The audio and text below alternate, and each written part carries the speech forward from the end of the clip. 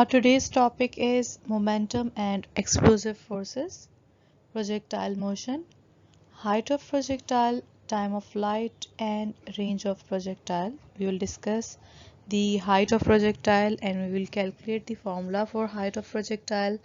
Then we will calculate the time of flight and range of projectile, the formula for range of projectile. Momentum and explosive forces. Total momentum remains same when momentum changes occur due to explosive forces within an isolated system. For example, firing of a rifle and explosion of a bomb, etc. Here we have an example of exploding bomb. When this bomb is exploded, it is divided into many parts. Each part is having momentum. Since the momentum of the bomb was zero before the explosion, it must be zero after it as well. Initial momentum of this bomb is zero. So after explosion, total momentum must remain equals to zero, that of initial momentum. Each piece does have momentum, but the total momentum of the exploded bomb must be zero afterwards. We know that when this bomb is exploded, it is divided into many parts. Each part is having momentum. But when we add all the momentum of these parts, we get zero momentum, that of the initial momentum of the bomb.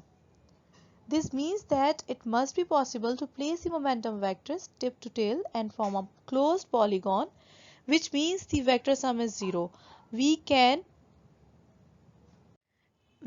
add all the momentum of these parts according to head to tail rule and we will get the zero momentum, because initial momentum was zero.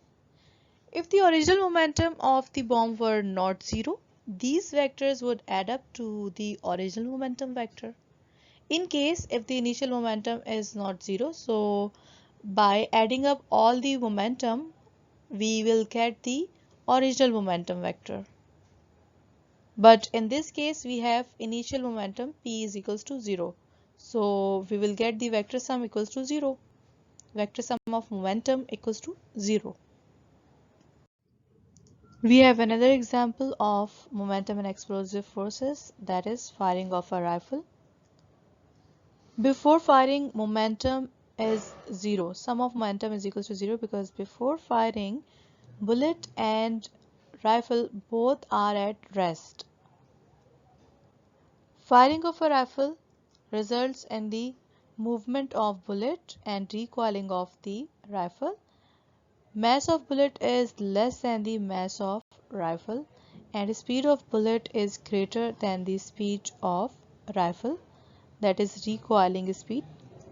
After firing, momentum will be minus m into v. This minus mv is momentum of the rifle after firing, and capital M represents the mass of rifle and small v represents the velocity of the rifle, that is due to recoiling, and that's why it's represented by minus sign, because the direction of speed of bullet is opposite to the speed of rifle, that is recoiling speed, and that is very less as compared to speed of bullet.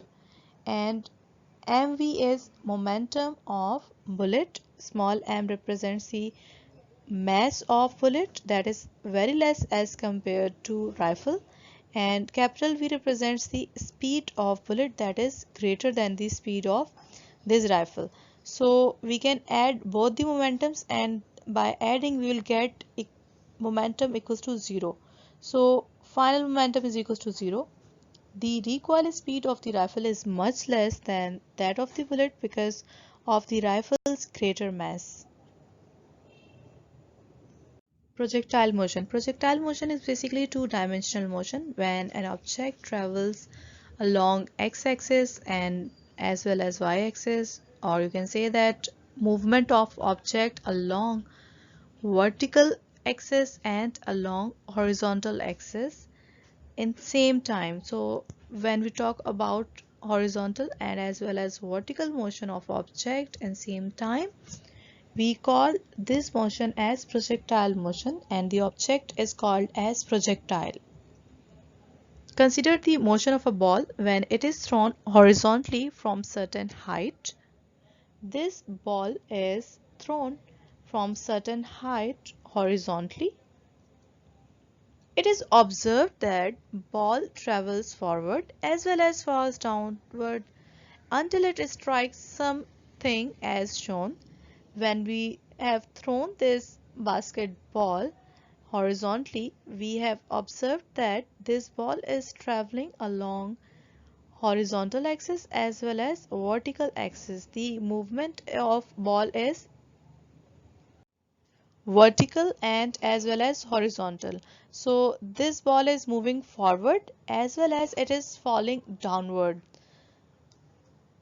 Similarly, when an arrow is shot from its bow, it initially gains height and travel horizontally and after some time starts falling down, keeping horizontal motion continuous simultaneously.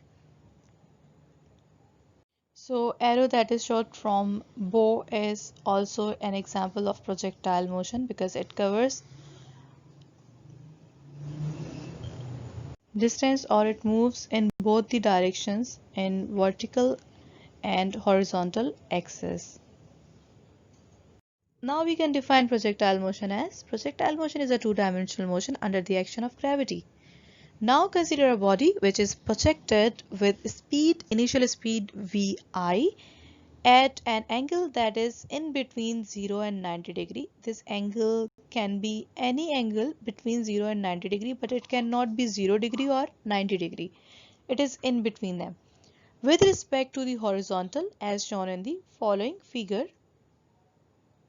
the path of the projectile is called trajectory and it is parabolic in shape. We have projected an object that is having initial velocity vi and it is projected at an angle that is in between 0 degree and 90 degree. You can see that it is in between 0 degree and 90 degree. It is not completely 90 degree and it is not at the angle of 0 degree. So it is in between 0 and 90 degree with respect to the horizontal. This path of the projectile is known as trajectory of projectile and it is parabolic in shape. This height, this midpoint of its trajectory, that is its height, and this is its maximum height, and this horizontal distance is its range. In this Angry Bird game, you can see the projectile motion. The target is moving along both the axes and it is traveling along vertical and horizontal axis. Its motion is vertical and as well as horizontal. So this motion of the target is called as projectile motion. And here is an example of arrow shot from the bow and it is traveling along horizontal and as well as vertical axis. So it is also an example of projectile motion because it is two-dimensional motion.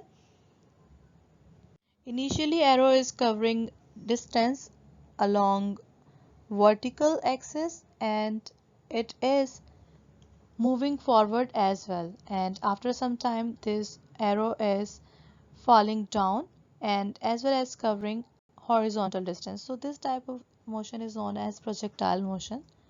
Following are the main characteristics of projectile motion. The horizontal component of velocity remains constant throughout the flight. Horizontal component remains constant means that there is no air resistance on the projectile. We assume that air resistance on the projectile is 0. So because there is no acceleration on horizontal axis, so horizontal component of velocity remains constant because there is no change in velocity. We assume that there is no acceleration along horizontal direction due to air. The vertical component of velocity changes uniformly and is zero at highest point. Vertical component of velocity changes because we consider that only gravitational acceleration is acting on the projectile. So along vertical component of the velocity there will be change. So vertical component of velocity will change uniformly and it will become zero at highest point. When projectile is projected, the vertical component of velocity will decrease and it will become zero at highest point, and after that it will continuously increase when falling downward. In projectile motion, a special convention is used. Whichever quantity is directed upward is considered positive, and whichever quantity is directed downward is considered as negative. Therefore, acceleration in projectile motion is equal to minus g, and that is along y-axis.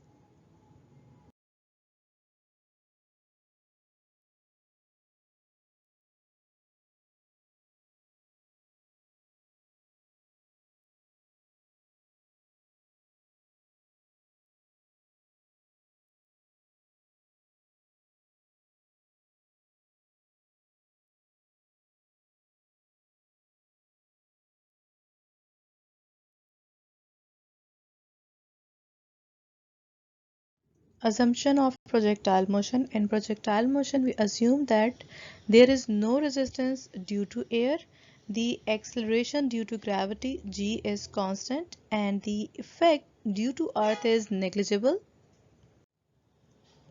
The horizontal component of acceleration ax is equals to 0 because the air resistance is not considered. So as we have neglected the air resistance on the projectile, so along horizontal axis the component of acceleration ax is equals to 0, whereas vertical component of acceleration is ay is equals to minus g, because there is effect of earth gravitational field on the projectile, so that is equals to vertical component of acceleration equals to minus g. Now to find its velocity, final velocity after any time t, we know that from the equation of motion Vfy is equals to Viy plus Ayt. This is final velocity, this is initial velocity, this is acceleration, and this is time of projection of projectile after some time t along vertical axis. So we can write it as minus g, acceleration as minus g, because it is along vertical axis.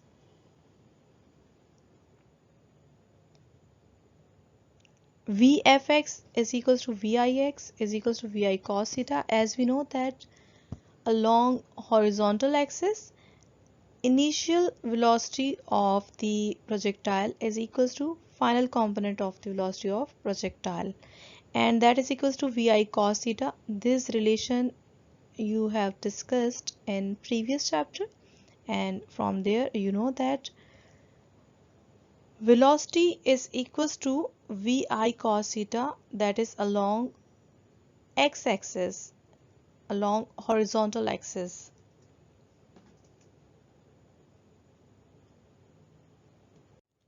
But along y-axis component of velocity Viy is equals to Vi sin theta, and this thing you know from the previous chapter that along x-axis the component of velocity is equals to V cos theta, and along y-axis component of velocity is equals to V sin theta. So we are talking about initial velocity, that's why we write I with velocity. Hence, magnitude of velocity can be found from this formula. Vf is equals to square root Vfx square plus Vfy square, the square of both the components, square and sum of both the components, and this relation you can get from the previous chapter. Let's say at equation number 1, the direction of final velocity can be determined as tangent theta is equals to y component of the velocity, final velocity, divided by x component of the final velocity, and that is equals to theta is equals to tan inverse Vfy divided by Vfx. This relation gives the direction of final velocity. Height of projectile. Now we want to calculate this maximum height of projectile at this point, at highest point. In order to determine the maximum height the projectile attains, we use the following equation of motion. 2as is equals to vf square minus vi square. As height is along y-axis, therefore a acceleration is equals to y component of the acceleration, that is equals to minus g, and this distance s is equals to h, that is height. So we will talk about this distance, this height. So this distance is equals to h, height, and vertical component of initial and final velocities are considered because we are talking about y-axis. So we can put all the values in this equation. 2 into minus g, and distance is height in this case, and y component of final velocity vfy minus y component of initial velocity viy square. As we know that at highest point final velocity is equals to 0 along y-axis. So y component of the velocity at highest point is equals to 0. So vfy is equals to 0. And by rearranging equation we get h is equals to 0 square minus vi sine theta whole square divided by minus 2g. And minus sign is cancelled with minus sign, and we get h is equals to vi square sine square theta upon 2g, and it is the maximum height attained by the projectile. We can get the maximum height of any projectile by putting the value of initial velocity, angle of projection, and value of g, and we will get the maximum height of that projectile. Let's say it equation number 2. Time of flight t. Now we are going to calculate the time of flight of the projectile, the time taken by the projectile to complete its journey. It is the time during which projectile completes its journey from the point of projection to the point of impact. In order to derive an equation to determine time of flight, we use the following equation. S is equals to VIT, that is initial velocity of the projectile, and time of projectile, plus half AT square. Let's say it equation number 3. As the concept of flight is associated with y-axis, therefore put S is equals to 0, Vi is equals to y component of initial velocity, that is equals to Vi sine theta, t time is equals to capital T, and A is equals to minus g because y component of acceleration is taken as minus g. In the above equation number 3, by putting all the values we get 0 is equals to Vi sine theta t minus half g t square. We put S is equals to 0 because when we talk about time of flight, it is the time from point of projection to the point of impact. So at the point of impact there is no vertical displacement or distance, so we put S is equals to 0. From this equation we can get the value of t. By rearranging it, we can shift half gt square on second side of the equation. This will become positive, and after rearranging we get t is equals to 2vi sine theta divided by g. That is equation number 4.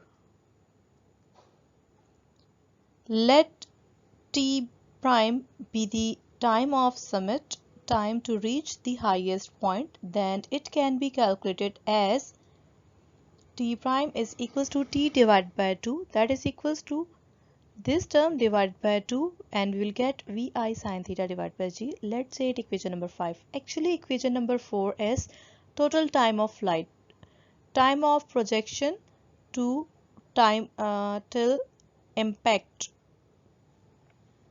of the projectile, that is total time traveled by the projectile.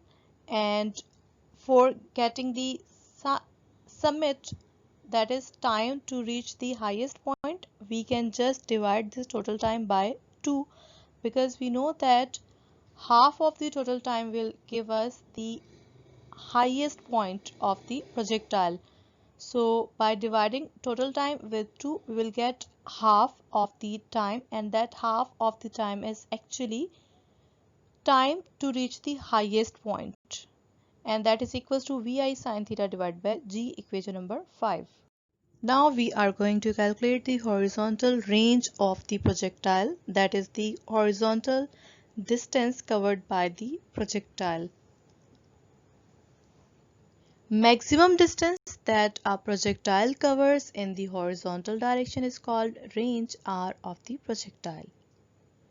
To determine the horizontal range of the projectile, we use the equation S is equals to V into T, and this V in brackets represent the average velocity of the projectile. Horizontal component of velocity remains constant. Therefore, V is equals to Vix, that is horizontal component of initial velocity, is equals to Vi cos theta, as we know that component of velocity along x-axis gives us V cos theta, and time t is equals to Vi sin theta divided by g, and we have derived this in previous slide. And S is equals to R. Now this distance is equals to range of the projectile along horizontal axis. So we write this S is equals to range R. And by putting values of velocity and time, we get range is equals to Vi cos theta into 2Vi sin theta divided by g, and V into V gives us Vi square, and we can write it as R is equals to 2Vi square sin theta cos theta divided by g. From trigonometry, we know that 2 sin theta cos theta is equals to sin 2 theta, and we can put this relation in above equation, and we get R is equals to 2Vi square.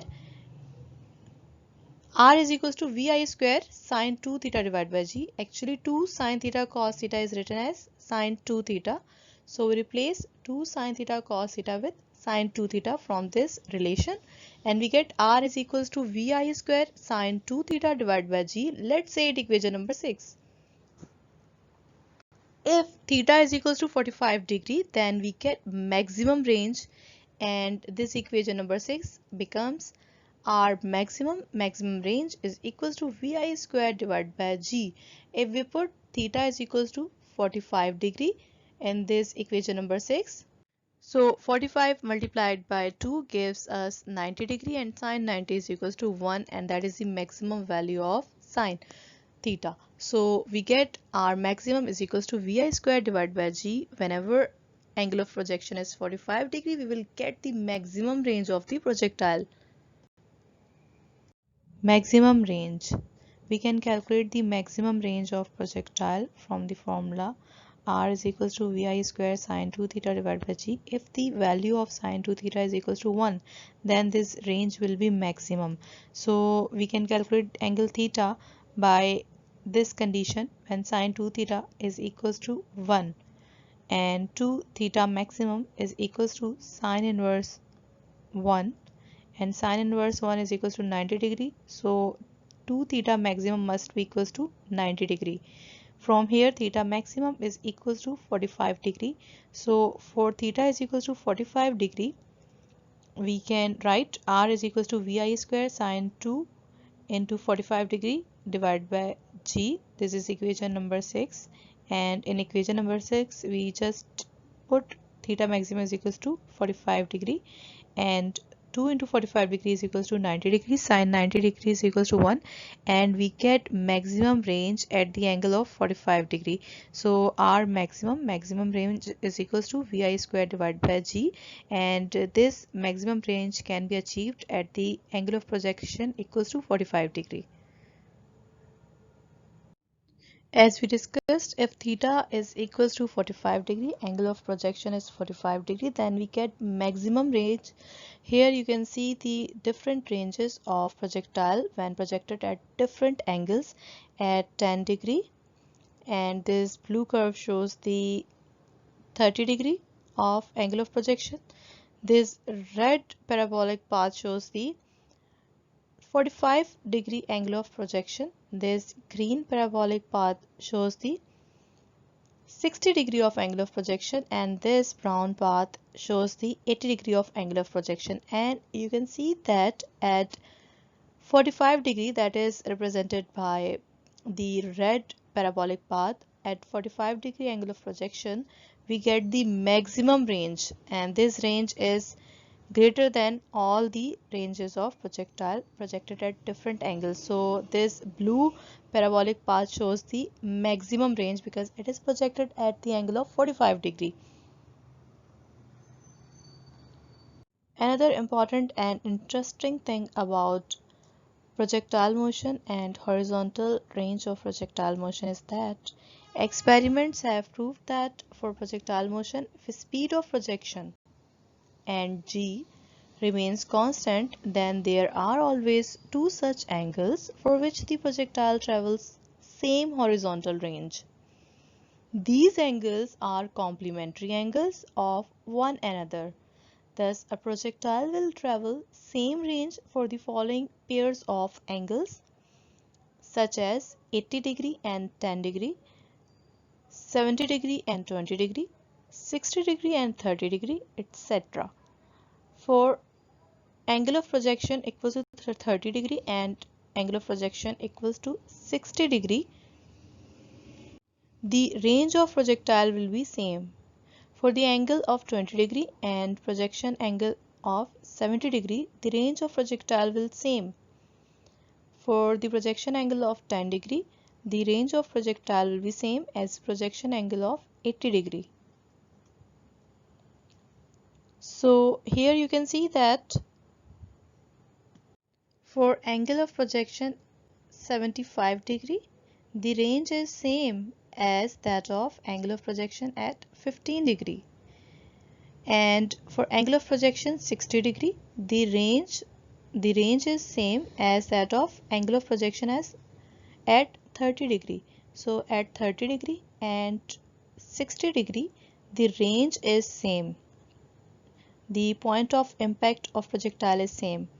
And for angle of projection 15 degree, range is same as that of angle of projection as at 75 degrees. So point of impact of projectile is same for both the angles. So these angles are known as complementary angles. Two projection angles for the same range that are known as complementary angle. For example, the range at 75 and 15 degrees same. So we can prove this from the formula of range, and by putting the angles one by one we will get the same range. So for 75 we can write r is equal to vi square sine 2 into 75 degree divided by g, and after multiplying with 2, 75 gives us 150 degree, and sine 150 degree is equals to 0.5. So range for the angle of projection 75 degree is r is equals to vi square sine into 0.5 divided by g. We can get the range at angle of projection 15 degree by using the formula of range, and by putting 15 degree we get our range is equals to vi square sine 0.5 divided by g, and range of angle of projection for 15 degree is equals to range of angle of projection at 75 degree. So these are complementary angles. So on these two projection angles, the range is same. Similarly, we can calculate the formula of range at 60 degree and 30 degree. At 60 degree, we get R is equals to VI square sine into 0.8660, and for 30 degree we can put the angle 30 degree in the formula of range, and we get range is equals to VI square sine 0.866 divided by G. So formula of range is same for angle of projection at 30 degree and angle of projection at 60 degree. So these are complementary angles. This picture shows that when air resistance is negligible, then the two balls will hit the ground at the same time, whatever their direction is, whatever their range is, but these two balls will hit the ground at same time. So time taken by these two balls to reach the ground is same, whatever their direction is, whatever their range is, doesn't matter when air resistance is negligible, when we neglect air resistance. These two balls have same vertical height but different range, and they are taking same time to hit the ground. Although today's lecture of projectile motion has been completed, but just for your understanding, I'm telling you different representations, and few books use the representation like Vfx is equals to Vx, Vix is equals to V0x. In today's lecture, you can replace Vfx is equals to Vx, Vix is equals to V0x, Vi is equals to V0, both are similar. Vfy is equals to Vy, both are similar. You can use Vfy, or instead of Vfy, you can write Vy. And as we discussed, Vf is equals to under root Vfx square plus Vfy square. Instead of this, you can write V is equals to under root Vx square plus Vy square. Different books use different representation. I'm just telling it for your understanding. And by putting values of Vx and Vy, you can get V is equals to under root V0 cos theta whole square plus V0 sin theta minus gt whole square. And for finding the direction, you can use tan theta is equals to Vy divided by Vx, and by putting the values of Vy and Vx, we'll get theta is equals to tangent inverse V0 sin theta minus gt divided by V0 cos theta. So you can use this representation too in your derivation of projectile motion. It's up to you whatever representation you use, and this slide is just for your understanding, and don't be confused with representation. Your concept should be clear.